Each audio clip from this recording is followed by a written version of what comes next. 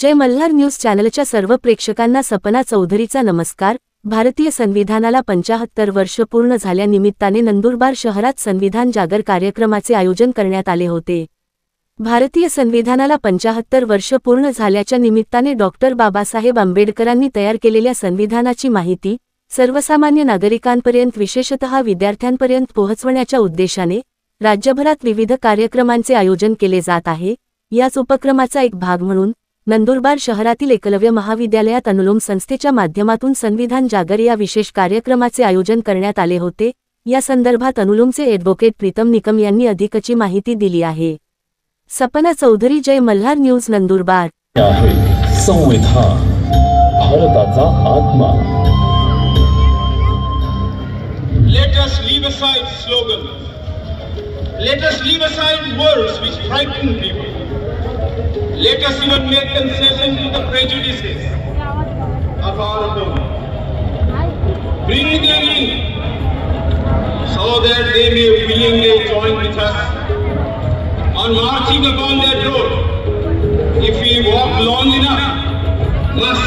माझ्या या आधुनिक रूपात भारताची भौगोलिक सांस्कृतिक बहुविधता गुंफण्यात आली। आपली संस्कृती प्राचीन आणि वैभवशाली आहे आणि आधुनिकतेची कास धरून भविष्याचा वेध घेण्याची आपली जिद्द आहे।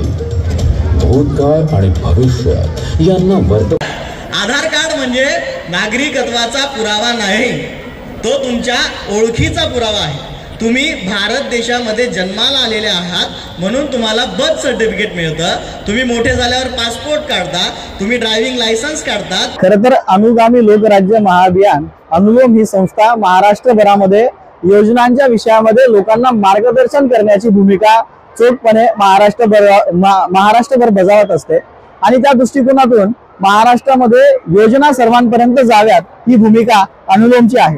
परंतु मागच्या काळामध्ये वेगवेगळ्या विचारांच्या माध्यमातून संविधानाच्या बाबतीमध्ये मोठ्या प्रमाणात अनास्था बघायला मिळाली आणि ही अनास्था दूर करण्यासाठी संविधानाची मूल्य विद्यार्थ्यांमध्ये जावीत याच हेतूने आपण आता संविधान 75च्या निमित्ताने संविधानाचे कार्यक्रम, संविधानाच्या ओळखीचे कार्यक्रम महाराष्ट्रभरामध्ये करतोय आणि त्याच्याच निमित्ताने आता नंदुरबारमध्ये आज या ठिकाणी जयंत गणपत नटावतकर एकलव्य महाविद्यालयामध्ये या कार्यक्रमाचं आयोजन करण्यात आलेलं होतं।